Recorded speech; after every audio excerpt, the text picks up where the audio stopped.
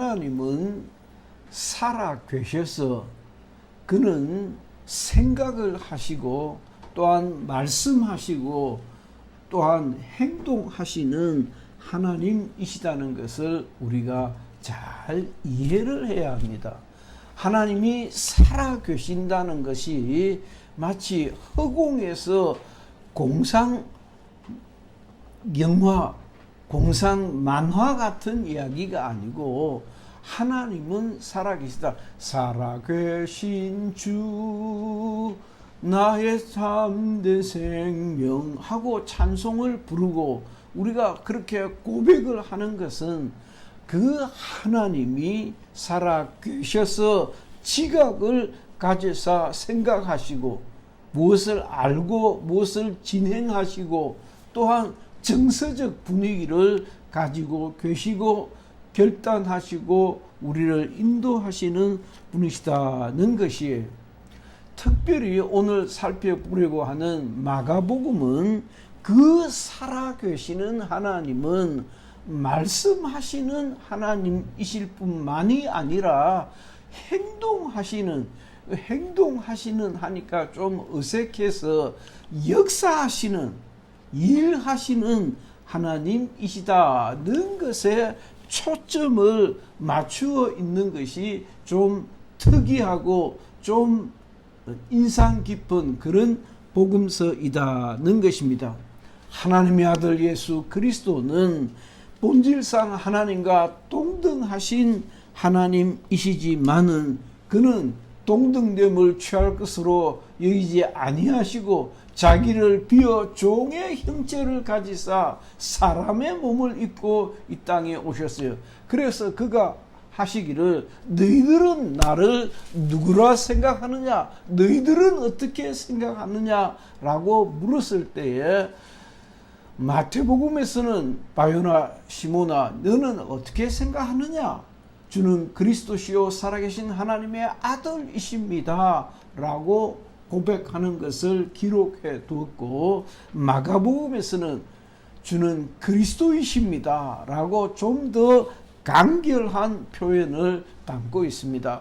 어쩌면 마가도 마태도 그 고백의 시간에 베드로가 그렇게 고백하는 것을 보았든지 아니면 들었든지 아니면 이렇게 전해져 내려왔던 소문이든지 들었겠지만은 마태는 좀 더 세밀하게 그렇게 기록하고 있고 마가는 좀 더 간결하게 주는 그리스도이십니다. 그리스도는 메시아라는 것입니다. 메시아라는 말은 우리는 구원자라고 번역을 하기도 하지만은 실은 왕이라는 것입니다. 그리스도는 보내심을 받은 자다라고 하는 말은 너무 좀 나갔어요. 나간 표현이에요. 그리스도는 왕이라는 뜻입니다. 그 왕이 기름 부음을 받아 왕으로 이제 임직을 받는 것이에요. 그래서 그리스도다, 기름 부음을 받은 자다라는 말은 임직을 받은 자다. 그럼 누가 임직을 받느냐? 왕이 임직을 받고 제사장이 제사장으로 종교적 지도자로 임직을 받고 선지자가 또한 예언자로 임직을 받는 것이에요. 그래서 마가는 당신은 그리스도이십니다. 주는 그리스도이십니다. 나의 왕이십니다. 라고 그렇게 고백을 했어요. 이를 믿고 시인하고 정말 맞는 말씀이다 라고 믿는 믿음이 나와 여러분들의 신앙인 거예요. 이것을 정통적인 그리고 보수적인 그리고 역사적으로 내려오는 가장 정확한 기독교 신앙인 것입니다. 예수 믿는다고 다 믿는 것이 아니고 기독교 종파도 수를 헤아릴 수 없도록 많습니다. 예컨대 한국 기독교회의 장로교만 해도 내가 200 한 몇십 개 된다고 들었을 때가 벌써 오래되었으니까 장로, 대한예수교 장로회만 해도 200 몇십 개라고 들었던 적이 제법 오래되었으니까 한국 교회만 해도 같은 예수를 믿는 것처럼 보이지만은 같은 기독교라고 알고 있지만은 그 기독교의 종파가 믿는 바가 각기 조금씩 결을 달리하는 종파가 수백 개 있다 이 말이에요. 그 수백 기독교회 중에서 가장 전통적이고 역사적이고 올소독성한 정확한 기독교 신앙이 뭐냐? 하나님의 아들 예수 그리스도는 본질상 하나님과 동등하신 분이신데 그가 육체를 입고 이 땅에 오셔서 십자가에 달려 죽으셨다.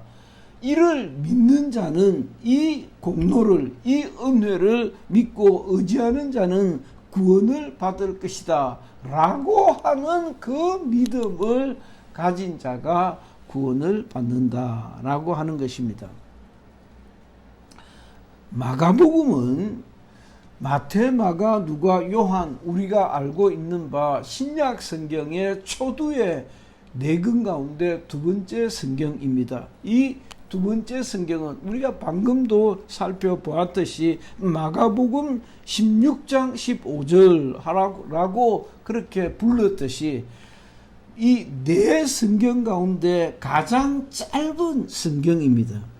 가장 짧은, 쉽게 말하면 군더더기를 다 빼버리고 특별히 예수 하신 일에 집중하는 모습을 보여주고 있습니다. 마가복음은 인류의 구원자 예수 그리스도의 복음을 소개하는데 특별히 예수 하신 강론에 집중하기보다는 예수께서 무엇을 어떻게 하셨는지 그 하신 일들에 대해서 소개를 많이 하고 있습니다.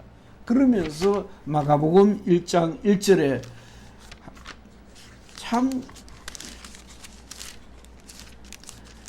재미나는 이 기억인데 마태, 마가, 누가, 요한 이 사복음서 중에서 어느 성경이 가장 먼저 쓰여졌을까?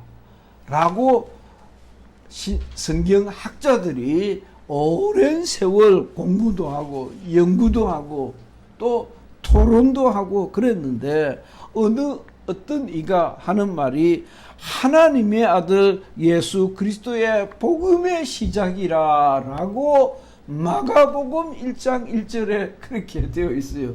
아니 마태, 마가, 누가, 요한 중에서 어느 복음서가 제일 먼저 시작한 복음서인가 라고 물을 것이 뭐 있나. 마가복음 1장 1절에 하나님의 아들 예수 그리스도의 복음의 시작이라고 마가복음 1장 1절에 그렇게 되어져 있지 않나. 내가 복음의 시작이다 라고 마가복음에 그렇게 기록되어져 있는 걸 가지고 뭘 그렇게 따지느냐 이 말이에요. 야, 그때 얼마나 충격을 받았던지.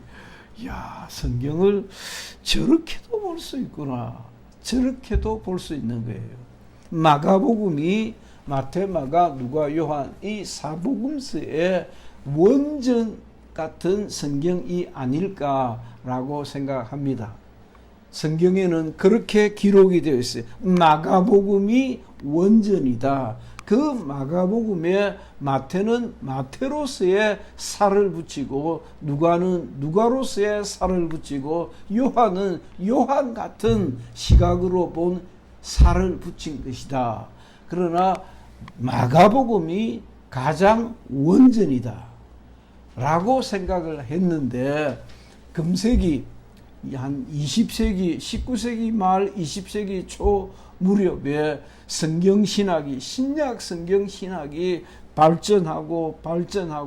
발전을 거듭하면서 이 마태, 마가, 누가, 요한 중에 마가복음이 가장 먼저 기록된 성경 같은데 그 마가복음 자체도 그러니까 마태, 마가, 누가, 요한의 원 뿌리와 같은 큐 문서 그 뿌리가 되는 문서라는 뜻이에요. 원 문서가 있지 아니했을까라는 Q 문서라고 그래요.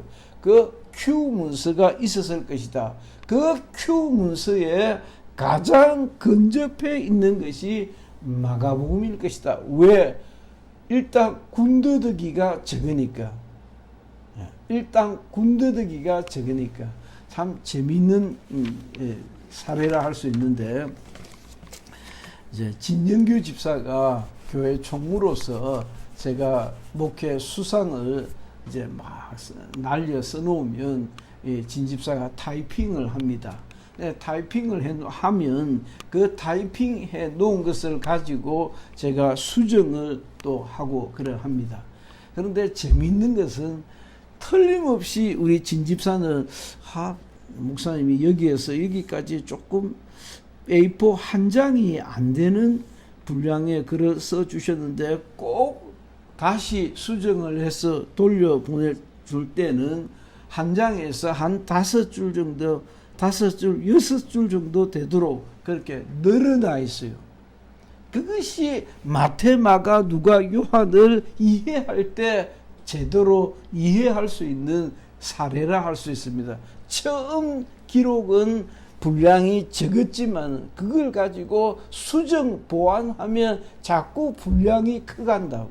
따라서 문서학자들은 분량이 작은 것이 원전에 가까울 것이다 라고 생각합니다. 왜냐하면 글은 보통 그렇게 발전해 가기 때문이에요. 그래서 자꾸 쓸데없이 많은 얘기를 한다든지 또 꼭 안 해도 될 말을 한다든지 또 할 말을 했지만은 좀 더 자세히 설명을 갖다 붙이고 하다 보면은 양이 늘어난다. 부피가 늘어나는 경우를 우리가 경험해 볼 수 있습니다.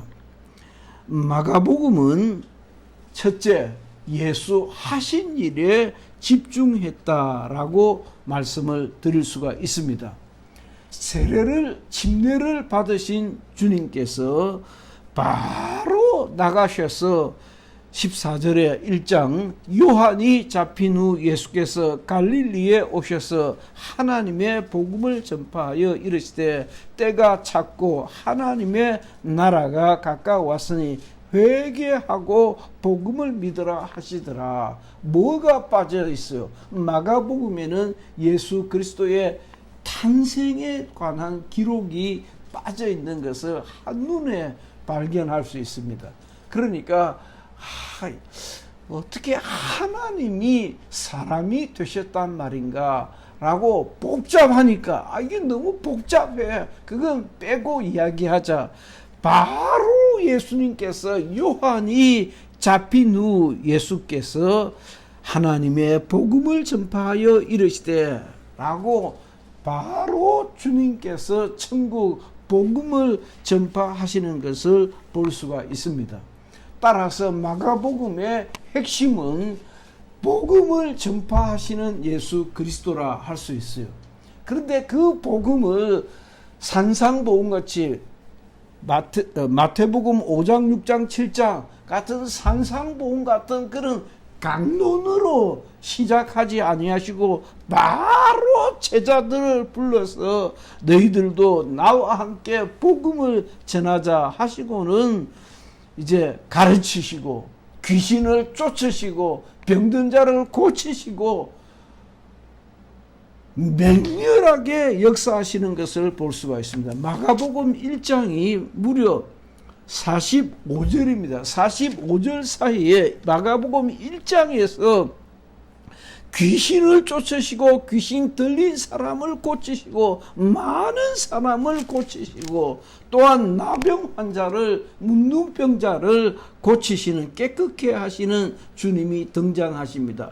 잠시도 쉬지 아니하시고 2장에 중풍병자를 고치시고 레위를 부르시고 또다시 각색병으로 고생하는 사람들을 또 고치시고 3장에 안식일에 손마른 사람을 고치시고 또 귀신을 쫓으시고 또 맹렬하게 싸우시고 열심히 역사하고 계시는 주님의 모습을 볼 수가 있습니다. 그래서 주님 하시기를 열심히 전도하고 막 귀신 쫓고 병 고치고 그렇게 지내시다가 너희들은 나를 누구라느냐 라고 물으십니다. 너희들은 나를 누구라느냐. 8장 29절이니까 8장 28절 제자들이 여짜와 이르되 침례 요한이라 하고 더러는 엘리야 더러는 선지자 중에 하나라 하나이다. 사람들이 나를 누구라고 하느냐 라고 하니까 제자들이 이렇게 들 생각들 합니다. 또 물으시되 너희는 나를 누구라 하느냐. 베드로가 대답하여 이르되 주는 그리스도시니이다 라고 대답을 합니다. 그렇게 열심히 천국 복음을 전파하시던 그분이 다시 돌아보시면서 그 제자들에게 물으십니다. 너희들은 나를 누구라 하느냐 라고 물으실 때 베드로가 주는 그리스도이십니다. 우리의 왕이십니다. 하나님께서 보내신 기름 부음을 받은 자이십니다 라고 대답합니다. 이 말씀이 마태, 마가, 누가 왜 나는 참 어릴 적에 그 고민을 묵상을 많이 했어요. 왜 똑같아 보이는 성경이 마태, 마가, 누가, 요한 네 번이나 이렇게 겹쳐서 나왔을까 그렇게 생각했어요. 맞아요. 마태가 본 예수, 마가가 본 예수, 누가가 경험한 예수, 요한이 이해한 예수를 각각 기록을 했어요. 그런데 오늘 우리가 살펴보는 마가는 주님의 그 역사하시는 모습이 참 희한하다, 굉장하다, 엄청나다, 어떻게 말로 표현할 수가 없다라고 하는 것을 담고 있는 겁니다. 귀신을 쫓으시고 각색병으로 고통당하는 이들을 고쳐주시고 놀라운 이적들을 역사하십니다.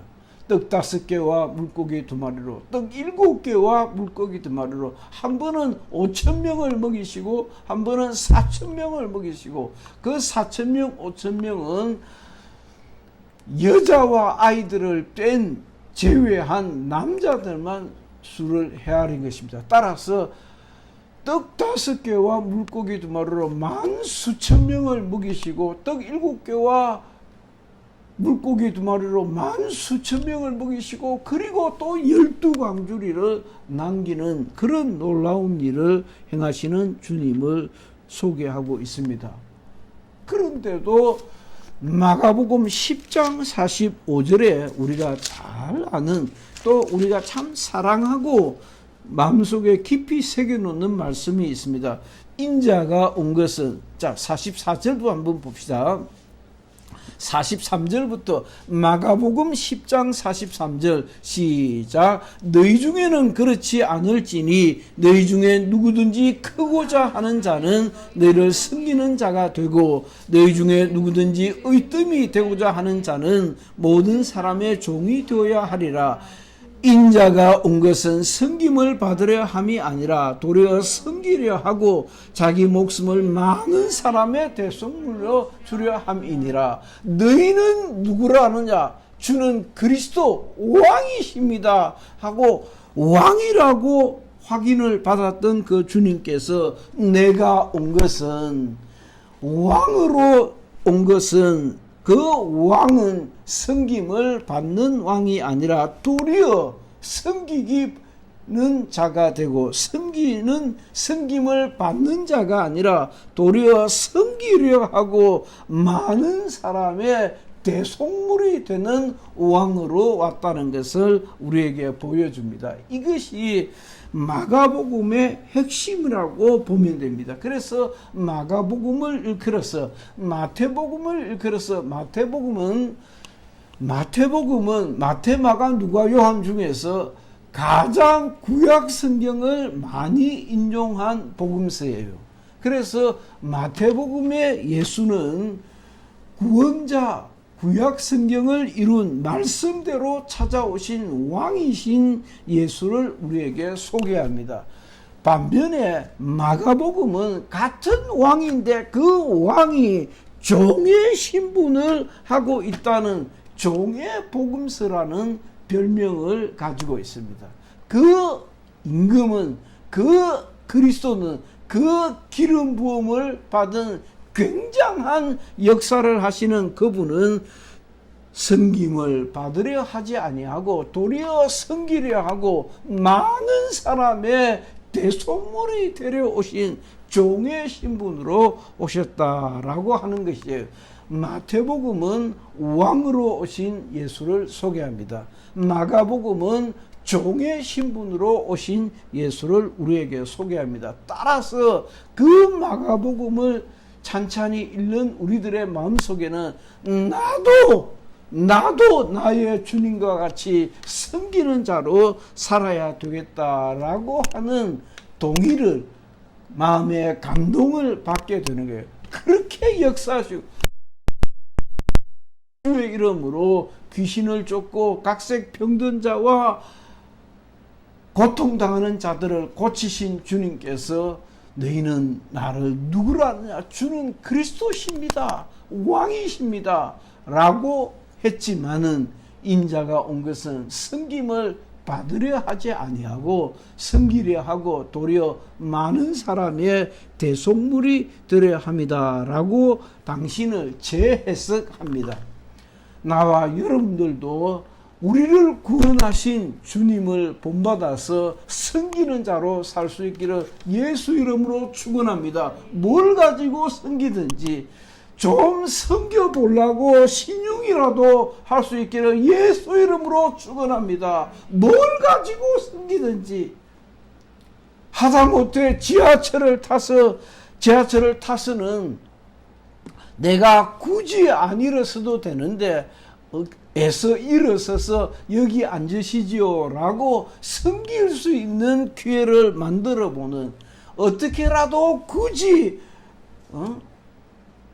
맛있는 잔치국수라도 한번 끓여가지고 동네 사람들 불러서 예수 믿는 사람인 것을 소개하고 예수 믿으면 하고 장황하게 전도하지 않을지라도 음으로 양으로 예수 믿는 사람들은 저렇게 섬기는 모습으로 살아가구나 라고 칭찬받을 수 있기를 주의 이름으로 축원합니다. 그렇게 사는 것이 마가복음은 옳다라고 우리에게 가르치는 거예요. 정말 저는 준비를 하면서 인상 깊었던 것은 마가복음 16장에 우리가 읽었던 성경, 아니 주의 부족한 종이 매일매일 세계 어느 나라에 가든지 기도하고 일어나서는 이 성경 구절을 외웁니다. 믿고 침례를 받는 사람은 내 이름으로 귀신을 쫓고 새 방언을 말하며 뱀을 짚어 올리며 무슨 독을 마실지라도 해를 받지 아니하며 병든 사람에게 손을 얹은즉 나음을 받으리라 해놓고, 그리고는 이 더러운 귀신아 떠나갈지어다 라고 세 번을 정확하게 명하여서 내 안에 귀신들을 제압하고 하루를 시작합니다. 왜 그렇게 하셨을까? 마가복음의 결론도 주의 복음을 전하는 삶을 살아라고 우리에게 힘껏 격려하고 있는 것입니다. 어쩌면 밀어붙이고 있는 거예요.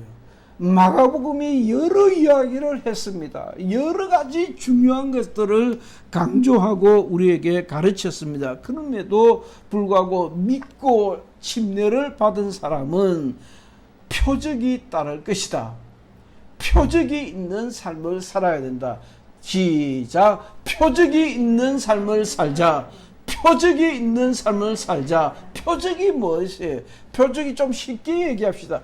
표적은 표시가 나는 삶을 살아야 돼요. 무슨 표시? 믿는 사람의 표시가 나는 삶을 살아야 되는데, 그 믿는 사람의 표시는 귀신 쫓고 방언하고 마귀를 집어 올리고 멱살을 잡아서 달랑 들어 올리고 무슨 독을 마실지라도 상함을 받지 아니하며, 그래서 이 코로나 상태에도 무슨 독을 마실지라도 상함을 받지 않는 그런 담대한 신앙생활을 할 수 있기를 예수 이름으로 축원합니다. 그 정도 믿음이 우리에게 표적으로 나타난다 이 말이에요. 그런데 그 표적이 왜 필요하냐?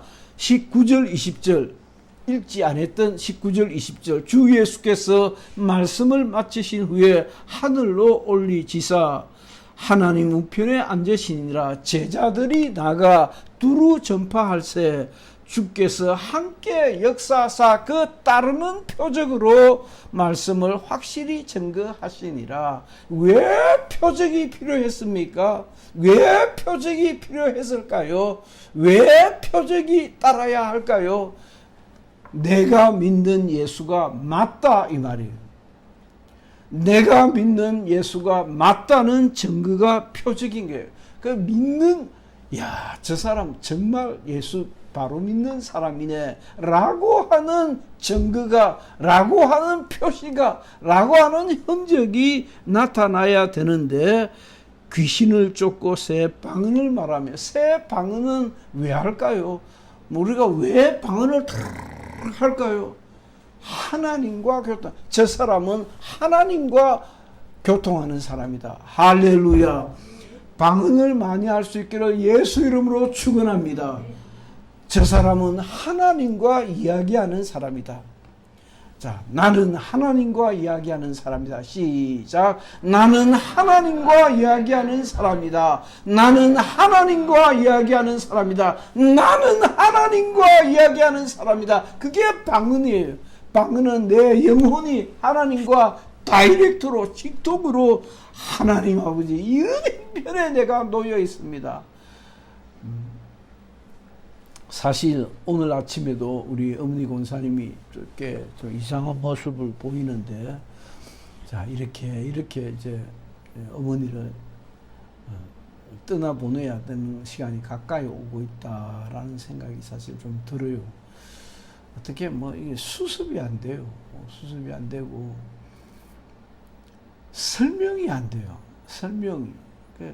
찬찬히 그 장면, 그 현장에 있지 않으면 도저히 너무너무 유치해서 설명이 안 돼요. 그런 걸 다 이야기할 수가 없어요. 너무 유치해서. 그런데 그 유치한 것이 굉장히 힘들다고. 사람들이 참 힘들어요. 옆에 심지어는 이거 괜히 시작했다는 생각이 정말 많이 들어요. 이렇게 힘든 줄 몰랐다라고 생각이 들 정도로. 그런데 그런 생각이 들 때마다 내가 참 부족하다. 내가 참 못난 사람이다. 이 정도도 내가 참지를 못하고 감당을 못하는구나. 참 못난 사람이다. 라고 그렇게 생각이 들어요. 그러나 그럼에도 불구하고 가슴에 끌어안고 또 참고 또 이해하고, 이해도 안 돼요. 그냥 무조건 수용해야 돼요. 무조건 수용하고,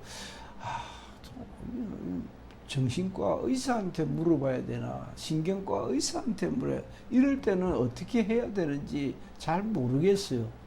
좀 몇 년을 하다 보면 좀 노하우가 생겨서 이럴 때는 이렇게 하는 것이다 라고 알 텐데, 자꾸 설득을 시키고 이해를 시키고 모르는 것을 깨우치려고 하면 안 되고, 무조건 어떻게 도와줄 수 있는 방법을 알아야 되는데, 그 방법을 잘 모르니까 피차 힘이 드는 거죠. 그렇게 인생이 초라한 것이 좀 속상해요. 그렇게 곱고 아름답고 패기찬 젊음의 날들이 지나고 노숙한 장년의 시절이 지나고 그리고 노년의 그 원숙함이 또 지나고, 그야말로 이제는 이 세상을 떠나야 할 때가 가까워오면서 왜 이렇게 초라한 것인가? 뭐 이건 벌써 나도 몇십 년 전에 그렇게 생각했지만은 왜 인생이 제가 아주 가깝게 지내는 아주 훌륭한 장로님이 계시는데 나보고 의사인데 그냥 뭐 내가 들은 누워 있으면 나를 치료하면서 그런 얘기를 해요. 이 목사님 맞잖아. 정말 우리가 막 삐까뻔쩍할 때 세상 떠나면 얼마나 억울하겠어. 그런데 참 꼴보기 싫을 정도 되니까 이제 아버지도 떠나고 어머니도 떠나고 다 떠나니까 마음에 큰 상처 안 입고 헤어질 수 있잖아. 그지? 하고 이렇게 그런 이야기를 해요. 맞는 것 같아. 나도 어릴 적부터도 그 생각이 들어요. 왜 죽음은 그렇게 초라할까? 왜 그렇게 흉악할까 생각했는데 하나님께서 그의 아들 예수 그리스도로 우리를 부르셨습니다. 그리고는 능력 있는 삶을 살 것을 말씀하셨습니다. 표적이 있는 삶을 살 것을 얘기하셨습니다. 주의 이름으로 귀신 쫓고 약한 자와 병든 자를 고치고 표적이 있고 이 세상 그 어떤 어려움을 당해도 나는 상함을 받지 않을 자신이 있다라고 하는, 자, 오늘 이제 말씀을 마치면서 여러분들에게 예수 믿는 나름의 여러분들에게 고유한 표적이 있기를, 표적에 도전해서 볼 수 있기를 주의 이름으로 부탁하고 또한 축원합니다. 난 그래요. 그런 경험이 시간이 많이 걸리는 것도 아니고 한순간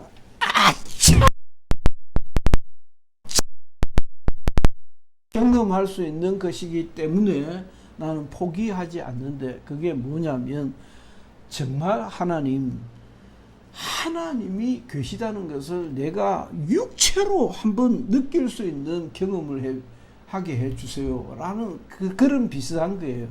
그런 비슷한 거 너무너무 간절할 때가 있어요. 뭐 이렇게 평생 기도했는데 여태도 안 했는데 그걸 가지고 뭘 그렇게 자꾸 기도하냐라는 생각이 들 때마다 방금 얘기한 것처럼 그 순간에 우리 어머니보다 1살 많은 고모가 계셨는데 그 고모가 예수를 믿게 된 동기가 있었어요. 그 고모가 아주 별나게 십자가를 그렇게 꿈속에서 만났더라고. 그래가지고 야, 이게 웬 이런 일이 있나 싶어가지고 당신이 예수를 믿게 되었어요. 그 얘기를 들어보면 굉장해요. 작년인가 세상 떠나셨는데 마치 그와 같이 내가 기도할 때, 내가 예배할 때, 내가 책을 읽을 때 주님 나를 한번 만나주세요. 그래서 내 안에 거룩한 표적을 한번, 남이 알지 못하는 내 안에 거룩한 표적을, 그 흔적을 남겨주세요 라고 하는 마음이 있어요. 여러분들에게도 그와 같은 열심히 한번 있으면 어떨까 하는 생각이 듭니다. 하나님 나를 써주세요. 마가복음을 읽고는 쓰임을 받는 예수 그리스도를 발견할 수 있습니다. 따라서 나도 주님같이 한번 역사하고 주님같이 주의 나라를 전파할 수 있는 큰 능력의 삶을 살 수 있기를 사모하는 그런 마음을 가져보는 것입니다. 증거를 주님에게도 보여주십시오. 내가 하나님의 자녀인 것을, 내가 하나님의 뜻대로 살고 있다는 사실을, 그 증거를 하나님 딸의 마음속에도 보여주세요. 아들의 마음속에도 보여주세요. 우리 가정에 하나님 그 표적을, 그 증거를 한번 보여주세요. 능력과 증거를 사모하는 정인의 삶을 살아갈 수 있기를 예수 이름으로 축원합니다. 능력이 나타나는, 표적이 나타나는 정인의 삶, 야, 저 사람 진짜 예수 믿는 사람이다 라고 하는 증거가 나타나는, 표적이 나타나는 삶을 살기를 예수 이름으로 축원합니다. 그래서 참 이런 자리에 한번 꼭 지적하고 싶은 생각이 있죠. 목사님, 우리 김민환 목사님 우리와 함께 신앙생활 하면서 늘 항상 주의 이름으로 귀신을 쫓고 안수를 하고 하나님의 거룩한 능력이 역사하기를 사모하는 본을 보여주시는 것에 대하여 정말 감사하는 마음이 제게 늘 있고, 여러분들의 마음속에도 그와 같은 도전이 있기를 예수 이름으로 축원합니다. 증거가 있는, 표적이 있는, 흔적이 나타나는 나름의 고유한 신앙의 경험이 있는 삶이 되기를 예수 이름으로 축원합니다. 기도합시다.